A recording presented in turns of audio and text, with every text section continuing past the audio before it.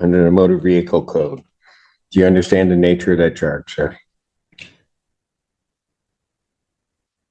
This is under the assumption that you're compelling me to identify as Thomas York Steyer, the legal entity on this case. I believe that you are. Do you understand the nature of the charge, sir? I don't understand how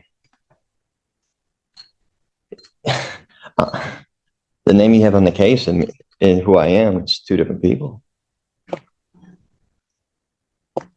I have a complaint, Thomas Styron II. Do you understand that that individual is charged with fleeing and eluding third degree? So, Do you understand the nature of that charge? You just need to answer my question. for the record, Take him back, and when he decides he wants to cooperate, we'll bring him back, maybe. I'm not threatening you. Say one more word, and that's 30 days. 30 days. Recalls the case, people of the state of Michigan versus Thomas Styron II. Styron, you are before the court on a felony complaint that does allege count 1. And I'm going to presume, since you do not want to answer the court's questions, that you understand English and understand what I'm saying.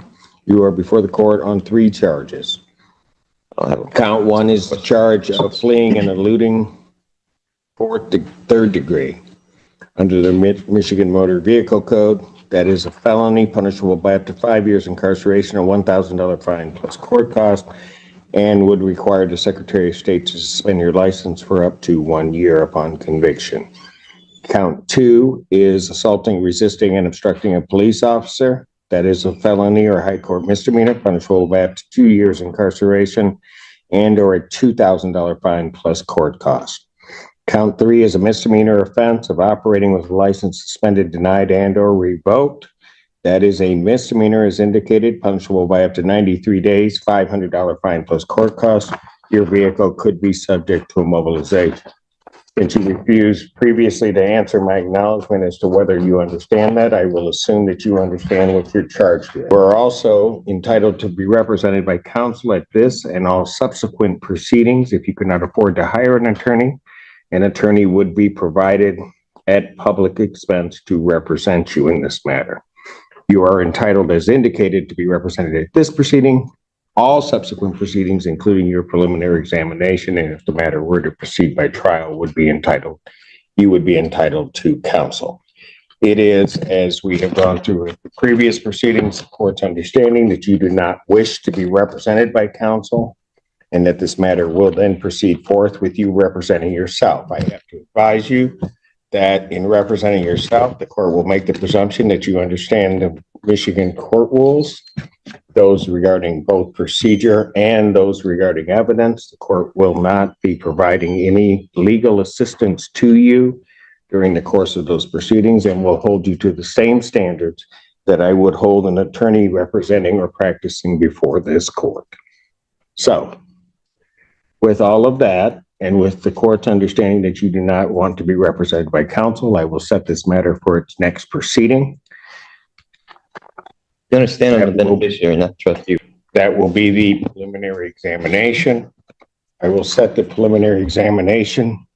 Has discovery been provided to the defendant? Your Honor, he was previously represented by the public defender. I don't know if they turned over the paperwork to him. Does anybody from the public defender's office know whether or not the defendant has been provided discovery? Mr. Odetella. Thank you, sir. Thank you.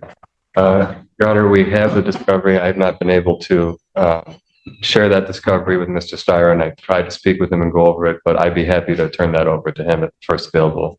All right. If you would either turn that over to the court officer so that they can provide that to Mr. Steyer so that he has some discovery, and if you could do that today, I would appreciate it. Yes, Your Honor. I'm setting the preliminary examination. Thank you, sir. Yes, sir.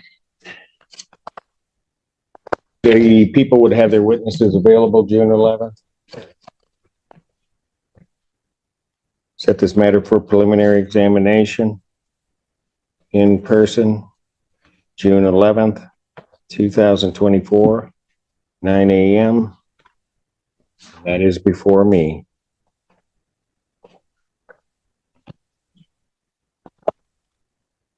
Defendant, as he was leaving the courtroom the last time, the court did find the defendant in contempt, sentenced him to 30 days. The defendant will serve that sentence.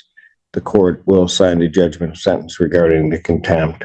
I don't understand how that's possible. Like I said, I'm a So living first of man. all, I'm watch gonna your make sure you're language. treating me as if I'm the trustee, or I don't want to partake in any trust fraud or anything like that. Is this a SQV trust matter involved in this? Is my social security number attached to this at all?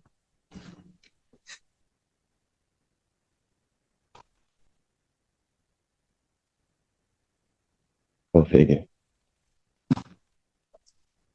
Mr. Styron, or whoever you wish to be addressed as, I'd suggest that you watch yourself because there's going to be more time coming. You keep it up.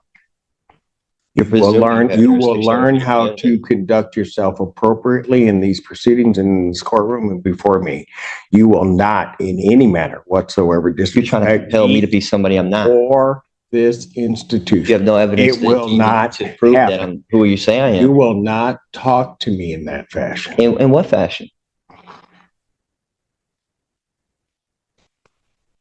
I'm not the one being unethical.